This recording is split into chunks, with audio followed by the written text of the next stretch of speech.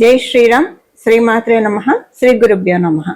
ధనుసు రాశి, ధనుసు లగ్నంలో పుట్టిన వాళ్ళకి ఈ పరాభవ నామ సంవత్సరం ఎలా ఉండబోతుంది, ఎలాంటి మార్పులు తీసుకురాబోతున్నాయి జీవితంలో, ఎలాంటి అదృష్టాన్ని సూచిస్తుంది, ఇవన్నీ చూద్దాం. ఇవన్నీ చూడటానికి ముందు ఇక్కడ మనం ఒక విషయాన్ని గుర్తెరగాలి. మనం చూస్తుంది సంవత్సర ఫలితాలు, పరాభవ నామ సంవత్సర ఫలితాలు. అందువల్ల మొదటగా ఆదాయం, వ్యయం, రాజపూజ్యం, అవమానం ఇవి చూసి తర్వాత మనం ఫలితాలు చూద్దాం. ఆదాయం 14, వ్యయం 11, రాజపూజ్యం 5, అవమానం 6. ఇవి ఆదాయం, వ్యయం, రాజపూజ్యం, అవమానము ధనుసు రాశి, ధనుసు లగ్నంలో పుట్టిన వాళ్ళకి. ఎలా ఉండబోతుంది ఈ పరాభవ నామ సంవత్సరం ధనుసు రాశిలో పుట్టిన వాళ్ళకి? ధనుసు రాశిలో పుట్టిన వాళ్ళకి ఈ పరాభవ నామ సంవత్సరం డెఫినెట్ గా లక్ష్మీ యోగాన్ని కలగజేస్తుంది. ఎప్పటి నుంచి? జూలై నుంచి డిసెంబర్ వరకు చాలా మంచి పీరియడ్. ఆర్థికంగా బాగా బలోపేతం అవుతారు మీరు. ఇది మీకు, మీ ఇంట్లో వాళ్ళకి. సపోజ్ మీరు చేయట్లేదు, ఉద్యోగం చేయట్లేదు, మీరు గృహిణులు అయితే మీ ఇంట్లో వాళ్ళకి అప్లికేబిలిటీ ఉంటుంది. మీరు ఉద్యోగం చేస్తున్నారు, సో మీరు చేసే ఉద్యోగంలో కావచ్చు, మీరు చేసే వ్యాపారంలో కావచ్చు, అంత విపరీతంగా ధనం వచ్చే స్కోప్ లేనివి అయితే అవైనా ఇంప్రూవ్ అవుతాయి డెఫినెట్ గా. ఒకవేళ అలాంటి కాకపోతే మీ ఇంట్లో వాళ్ళకి వస్తాయి. సో ఏదో ఒక రకంగా ఆర్థికంగా మిమ్మల్ని స్థిరపరుస్తూ ఉన్నాయి గోచరంలో ఉన్న గ్రహస్థితులు. మీరు జూలై నుంచి డిసెంబర్కి చూడండి, చాలా మంచి మార్పులు చూస్తారు. ఆర్థికంగా బూస్టప్ అవుతారు, ఆర్థికంగా చాలా బలోపేతం అవుతారు, చాలా బూస్టప్ అవుతారు మీరు. అది ప్రశాంతంగా ఉంటుంది. అందరూ ఆర్థికంగానే చూడరు, కొంతమంది ఆల్రెడీ వెల్ సెటిల్డ్ పీపుల్ ఉంటారు. ఆ కోవకు చెందిన వాళ్ళు మీరైతే ఏ విషయంలో మీకు ఇదైతే బాగుండని మీరు అనుకుంటారో మీ కోరిక అండి, ఏ కోరిక అయితే నెరవేరుతుంది. మీ పిల్లలకి ఉద్యోగమా, మీ పిల్లల సెటిల్మెంటా, లేదంటే మీ పిల్లల వివాహానికి సంబంధించిన, లేదా మీకు మీ ఇంట్లో వాళ్ళకి ఏమైనా ఆరోగ్య సమస్యలు ఉంటే ఇవి ఎప్పుడు తీరుతాయిరా భగవంతుడా అని, ఇలా రకరకాలుగా ఉంటాయి కదా ప్రాబ్లమ్స్. ఆ ప్రాబ్లమ్స్ సమస్య పోవడం, మన కోరికలు తీరడం కదా. అది ఇప్పుడు జరుగుతుంది మీకు. ధనుసు రాశి, ధనుసు లగ్నంలో పుట్టిన వాళ్ళకి ఏవేవైతే పెండింగ్ వర్క్స్ ఉన్నాయో అవన్నీ తీరుతాయి. మీరు విదేశాలు వెళ్ళాలని ప్రయత్నిస్తూ ఉంటే చాలా చక్కటి అవకాశం ఉంది. ఈ సంవత్సరంలో మీరు చేసే ప్రయత్నాలు సఫలీకృతం అవుతాయి. అలాగే డబ్బు ఖర్చు కొంచెం అధికంగానే ఉంటుంది. ఈ డబ్బు ఖర్చు కొంచెం ఏదైనా క్రతువులకే పెడతారు. సో డబ్బు ఖర్చు అయితే అంటే లాస్ అవ్వడం అయితే ఉండదు, డబ్బు ఖర్చు అయితే కొంచెం అధికంగానే ఉంటుంది. బట్ మీరు మేనేజ్ చేయగలుగుతారు, ఎందుకంటే ఆర్థికంగా కూడా బలోపేతం కాబోతూ ఉన్నారు కాబట్టి. అయితే ఈ సంవత్సరం డిసెంబర్ నుంచి జలతత్వం బలోపేతం అవుతోంది. మీ రాశి తత్వం వచ్చి అగ్నితత్వం అయింది. సో అగ్నితత్వం జలతత్వం అవ్వడం వల్ల కొన్నిసార్లు మీరు డిసెంబర్ నుంచి మీకు సపోర్టింగ్ గానే ఉంది గోచారము. కానీ మీ ఓన్ దీంతో, మీ ఆలోచన క్రమంతో కొన్నిసార్లు ధైర్యంగా ముందుకు దూసుకెళ్తారు, కొన్నిసార్లు డీలా పడిపోతారు. ఈ రెండో మంచిది కాదు. ఒక్కసారి మీరు ధైర్యంగా దూసుకెళ్ళింది, అరే ఆ రోజు అలా చేయకుండా ఉంటే బాగుండేది, ఆ ఒక్క రోజు, ఆ ఒక్క మూమెంట్ సైలెంట్గా ఉంటే బాగుండేదేమో, అసలు ఈ రోజు నాకు ఈ బాధ ఉండేది కదా అని అనుకుంటాను చూసారా. అది మీరంటే రివర్స్ చేసుకోవాలి. మీరు ఎప్పుడైనా మీరు ధైర్యంగా ఇది చేద్దామని అనుకున్న విషయాలు 1-2 సార్లు ఆలోచించుకోండి. మీ ఇంట్లో వాళ్ళని, మీ శ్రేయోభిలాషను అడగండి, చేయొచ్చా చేయకూడదని. అప్పుడు మీరు నిర్ణయం తీసుకోండి. ఎందుకంటే డిసెంబర్ నుంచి జలతత్వం, అగ్నితత్వం మధ్యలో మీరు నలిగిపోతారు. కొంచెం ఎక్కువ అని చెప్పని, కొంచెం అంటే ఏం లేదు, చేయకూడని పని అంటే ఏ పని చేస్తే మీకు ప్రాబ్లం అవుతుందో ఆ పనులకు ఇనిషియేటివ్ తీసుకుంటారు. ఏ పని చేస్తే మీకు కలిసి వస్తుందో అక్కడ చెప్పగా నీరు గారిపోతారు. ఈ రెండు మంచిది కాదు. సో వైజ్ వర్సా కాంబినేషన్ ఉంది. అందువల్ల అందుకే మీకు కొంచెం తెలియకుండానే ఇన్సెక్యూరిటీ వచ్చేస్తున్నారు డిసెంబర్ నుంచి. ఇన్సెక్యూరిటీ మీకు అయ్యే పనులకే వస్తుంది బాబు, అయ్యే పనులకే వస్తుందండి మీకు ఇన్సెక్యూరిటీ. సో అది మీరు చెయ్యండి, గో హెడ్ విత్ దాట్. మీకు ఏదైనా ఒక ఆపర్చునిటీ వచ్చింది, మీరు భయపడుతున్నారు, ఇన్సెక్యూరిటీ, లేదా ఏదైనా ఒక పని చేద్దాం అని అనుకుంటే ఆ పనికి మీరు ఇన్సెక్యూరిటీగా ఫీల్ అవుతున్నారంటే ఆ పని మీరు చెయ్యాలి. అది మీకు distant, that is distant for you అని మీరు అర్థం చేసుకోవాలి. అది మీకు రాజు పెట్టింది. మీరేంటంటే ధైర్యం కూడగట్టుకొని ముందడుగు వెయ్యండి. వేస్తే ఇప్పుడు ఒక అడుగు ముందు వేస్తే కదా మన ప్రయత్నం కూడా మనం చేయాలి కదా. మీరు ప్రయత్నం చేయరని కాదు, ఈ ప్రయత్నం మనం సరైన వాటికి చేస్తున్నామా, లేదంటే అసలు పని అనవసరమైన విషయాలుగా చేస్తాం. ఇప్పుడు మనం ఏదైనా ఒక ప్రయత్నం చేస్తే అది మనకి ఫలితం ఇవ్వకపోతే అది అనవసరమే కదండి, చేసి ఉపయోగం ఏముంది చెప్పండి. అలా ఉంటుంది ఇప్పుడు మీకు ఈ అగ్నితత్వం జలతత్వం అనే ఈ ఘర్షణలో ఎక్కడైతే చేస్తే మీకు పనులు అవుతాయో అక్కడ మీరు చప్పగా నీరు గారిపోతారు. ఏ పని చేస్తే మీకు తంటాలు వస్తాయో ఆ పనులు చేస్తారు. సో మీరు చేసే పనులలో ఒక క్లారిటీ తెచ్చుకోండి. సపోజ్ ఏదైనా విషయంలో మీరు ధైర్యంగా ముందుకు అడుగు వేయాలంటే, సపోజ్ మీ జన్మజాతకం బాగుంటే తంటాలు తెచ్చి పెట్టకపోవచ్చు, మంచిగా జరగచ్చు. But think twice before you do anything. ఒకసారి మీ ఇంట్లో వాళ్ళని, మీ శ్రేయోభిలాషని సెకండ్ ఒపీనియన్ అంటారు కదా, అలా తీసుకొని వాళ్ళు కూడా ఇది మంచిదే చెయ్యి అన్నప్పుడే చెయ్యండి. అప్పుడు ఏంటంటే మీకు ఇబ్బంది ఉండదు. ఎందుకంటే ఇప్పుడు మీకు జలతత్వం ఈ వారిలో మీ ఆలోచనలు కోల్పోతారు. మీకు అనిపిస్తుంది I need some mentor, I need some guidance అని మీకు అనిపిస్తుంది డెఫినెట్ గా. ఎందుకంటే ఒక అంటే మీరు ఎంత తెలివితేటలు, ఎంత హై ఇంటెలెక్చువల్ లెవెల్ ఉన్నా సరే మీకు ఒక్కసారి మీకు ఏంటి ఫ్రీజ్ అయిపోయినట్టు ఉంటుంది. డిసెంబర్ నుంచి త్రూ అవుట్ ద ఇయర్ అని చెప్పను, అంటే ఈ మొత్తం ఉగాది నుంచి నెక్స్ట్ ఉగాది వరకు అని చెప్పండి, డిసెంబర్ నుంచి ఇది స్టార్ట్ అవుతుంది. సో బెటర్ మీరు ఈ విషయాన్ని మీరు కొంచెం ఈ విషయానికి మీరు ఇంకొకరు సపోర్ట్ తీసుకోండి. అలాగే దీనికి బెస్ట్ రెమెడీ ఏంటంటే దక్షిణామూర్తి స్వామివారిని అలాగే రోజు ఒక 15 నిమిషాలు చూస్తూ కూర్చోండి. ఆయన కాళ్ళ కింద అపస్మారుడు అనే రాక్షసుడు ఉంటాడు.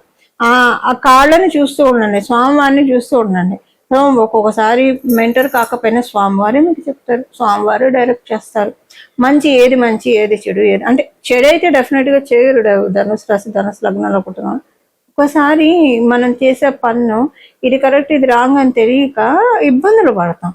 అదే ఇప్పుడు మీకు డైరెక్షన్ మీకు దొరకాలి, అది దొరుకుతుంది. దాన్ని మీరు తీసుకోండి. అది మిగతా విషయాల్లో ఇది ఉద్యోగానికి, వ్యాపారానికి, ప్రతి విషయానికి పాయింట్ అప్లికేబిలిటీ ఉంటుంది కదా.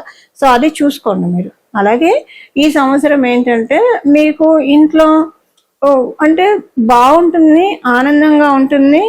అట్ ద సేమ్ టైం పూర్తిగా ఆనందాన్ని మీరు అనుభవించలేరు అంటే మీకు చతుర్థ స్థానంలో శనేశ్వరుడు అర్ధాష్టమ శనిని ఇవ్వడం వల్ల ఇప్పుడు అనుకుంటాం కదా, మన చుట్టూ ఉన్న వాళ్ళు ఎవరైనా ఆనందాన్ని తినేసేట్టు వీళ్ళు మాట్లాడుతున్నారు అని అనుకుంటాం కదా.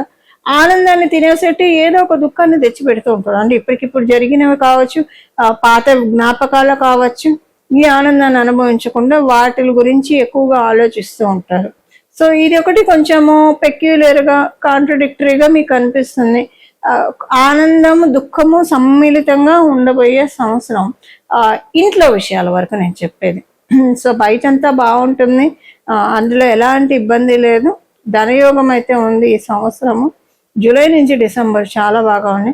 డిసెంబర్ నుంచి కూడా ఉందండి, కాకపోతే మీకు ఒక గైడెన్స్ కావాలి ఆ డైరెక్షన్లో వెళ్ళడానికి. ఎందుకంటే మీరెంత సెల్ఫ్ మోటివేటెడ్ పర్సన్ అయినా, మీకు ఎంత అన్నీ తెలిసి ఉన్నా ఈ సమయంలో ఈ వారు వల్ల మీరు ఈ తత్వం యొక్క వారు వల్ల, అగ్నితత్వం జలతత్వం వారు వల్ల మీరు క్విక్ డెసిషన్స్ తీసుకోలేకపోతారు. Either are you fail in your decisions. ఈ రెండిట్లో ఏదో ఒకటి మీరు చవి చూస్తారు. అందుకని బెటర్ గో విత్ అదర్, అంటే మీరు వేరే ఎవరినన్నా అడిగి సెకండ్ ఒపీనియన్కి వెళ్ళండి. ఇది బెస్ట్. మీకు ఆరోగ్యం నిలకడగా ఉంటుంది. ఇవి మిగతా అన్ని విషయాల్లో కూడా చాలా చక్కగా ఉంది. మీరు గృహ ప్రయత్నాలు చేస్తూ ఉంటే ఈ సంవత్సరం ఒకసారి మీ జన్మజాతకాన్ని కూడా చూపించుకొని దాన్ని బట్టి చేయండి. గృహ ప్రయత్నాలు, వాహన ప్రయత్నాలు, ఇల్లు అమ్మాలన్నా కొనాలన్నా, వాహనం అమ్మాలన్నా కొనాలన్నా మీ దగ్గర ఉన్న జ్యోతిష పండితుడిని కలిసి ఈ సమయంలో ఈ విషయానికి అనుకూలంగా ఉందా అని ఒకసారి అడిగి దాన్ని బట్టి మీరు ప్రొసీడ్ అవ్వండి. ఎందుకంటే గోచారంలో పూర్తిగా సపోర్టింగ్గా లేదు గృహానికి. అందువల్ల ఏంటంటే సపోర్టింగ్గా పూర్తిగా లేనప్పుడు, అని మీ జన్మజాతకం బాగా సపోర్టింగ్గా ఉందనుకోండి, ఏదో గోచారం సహకరించట్లేదు కాబట్టి ఒక చిన్న పరిహారం చేసేసుకుంటే దీన్ని నెగ్లెక్ట్ చేసేయచ్చు. జన్మజాతకం కూడా సపోర్ట్ లేదనుకోండి, సో అప్పుడు ఎలా ఉందంటే ఈ ప్రాపర్టీ ఎందుకు తీసుకున్నామా అన్నట్టు అనిపించకూడదు కదా, ఈ వాహనం ఎందుకు తీసుకున్నా ఎప్పుడు ఎవరికి అనిపించకూడదు. సో అలా అనిపించకుండా ఉండడానికి ఇది ఒకటి మీరు మీ దగ్గర ఉన్న జ్యోతిష పండితుని కలిసి ఒకవేళ మీరు తీసుకోవాలనుకుంటే అది సంప్రదించి తీసుకోండి. ఇవి ఈ సంవత్సరం యొక్క గోచార గ్రహస్థితుల ఫలితాలు ధనుసు రాశి ధనుసు లగ్నంలో పుట్టిన వాళ్ళకి. ఈ పరాభవ నామ సంవత్సరంలో చేసుకోవాల్సిన పరిహారము. గురు భగవానుడు ఈ సంవత్సరము ఆయన సంచారం చాలా అంటే చాలా ఇంట్రెస్టింగ్గా ఉంటుంది కాబట్టి, ఎందుకంటే కర్కాటక రాశిలో ఆయన బంగారు పాదాన్ని మోపుతున్నాడు. ఉచ్చస్థానం కర్కాటక రాశి స్వామివారికి చాలా మంచి ఫలితాన్ని ద్వాదశ రాశి వాళ్ళకి, ద్వాదశ లగ్నాల వాళ్ళకి కూడా ఆయన ప్రసాదించబోతూ ఉన్నాడు. ఎందుకంటే ఉచ్చ స్థానంలో ఉంటున్నాడు కాబట్టి. బట్ కండిషన్స్ అప్లై, కొన్ని రాసుల వాళ్ళకి కొన్ని లగ్నాల వాళ్ళకి ఆయన కంప్లీట్ ఫలితాలను అయితే ఇవ్వలేడు. అలాగే మీ జన్మ జాతకంలో కనుక ఇప్పుడు ప్రస్తుతం బాగోకపోతే అప్పుడు కూడా మీరు పూర్తిగా తీసుకోలేరు. సో ఇలాంటి కండిషన్స్ ఏవైనా ఉన్నా, అంటే మీ జన్మ జాతకంలో గురుబలం లేకపోయినా, లేదా ఇప్పుడు ప్రస్తుతానికి గురుబలానికి సపోర్ట్ చేసే, అంటే ఇప్పుడు గోచారంలో గురుబలం మనకి జూన్లో ఆయన ఎప్పుడైతే కర్కాటక రాశిలోకి వెళ్తాడో అప్పటి నుంచి గురుబలం బాగా పెరుగుతుంది గోచార రీత్యా. కానీ మీ జన్మ జాతకం ప్రకారము మీకు గురుబలం ఎక్కువగా లేకపోయినా, లేదా గురుబలాన్ని డామినేట్ చేసే విధంగా మీకు ప్లానెటరీ పొజిషన్స్ ఉంటే కనుక దానికోసము పరిహారము అందరికీ కలిపి, అంటే ద్వాదశ రాశుల వాళ్ళకి కూడా ఈ సంవత్సరం అంతా కూడా వీలైనంత వరకు దక్షిణామూర్తి స్వామి వారి ఆరాధన చాలా సత్ఫలితాన్ని ఇస్తుంది. ప్రతిరోజు కూడా మీరు స్నానం చేసిన వెంటనే ఒక 12 సార్లు, ఒక 3 సార్లు అయినా సరే దక్షిణామూర్తి స్వామి వారి స్తోత్రాన్ని చదవడం వినడం చేస్తే కనుక చాలా అంటే చాలా ఉత్తమ ఫలితాలు వస్తాయి.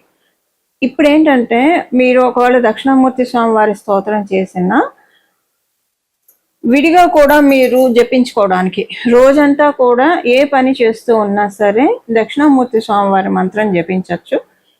శ్రీ గురు దక్షిణామూర్తయే నమః, శ్రీ గురు దక్షిణామూర్తయే నమః, శ్రీ గురు దక్షిణామూర్తయే నమః ఈ నామాన్ని జపించుకోవడము. లేదా శ్రీ గురుదత్త జయ గురుదత్త శ్రీ దత్త శరణం మమ, శ్రీ గురుదత్త జయ గురుదత్త శ్రీ దత్త శరణం మమ, శ్రీ గురుదత్త జయ గురుదత్త శ్రీ దత్త శరణం మమ.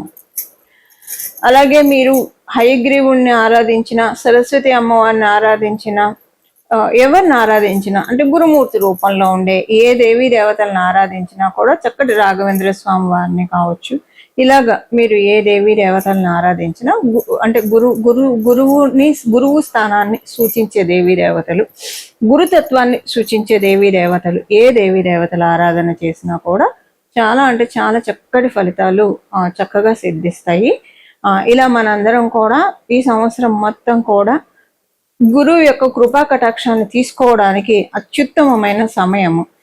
ఇప్పుడు 12 ఆయన కర్కాటక రాశిలోకి రావడము, మళ్ళీ ఆయన కర్కాటక రాశిలోకి రావాలంటే ఈ సంవత్సరం ఇంట్రెస్టింగ్ గా కూడా ఉంది స్వామివారి ట్రాన్సిట్, గురు భగవానుడి యొక్క ట్రాన్సిట్.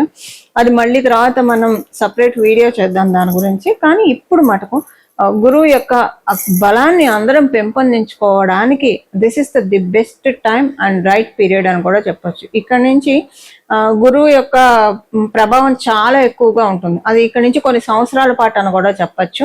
ఎందుకంటే ఆయన అతిచారంలోకి వెళ్తూ ఉన్నాడు. ఈ సంవత్సరంలో కూడా అతిచారంలోకి వెళ్తున్నాడు. అతిచార గురువుడు అతి బలవంతుడు అని చెప్తుంది జ్యోతిష శాస్త్రము.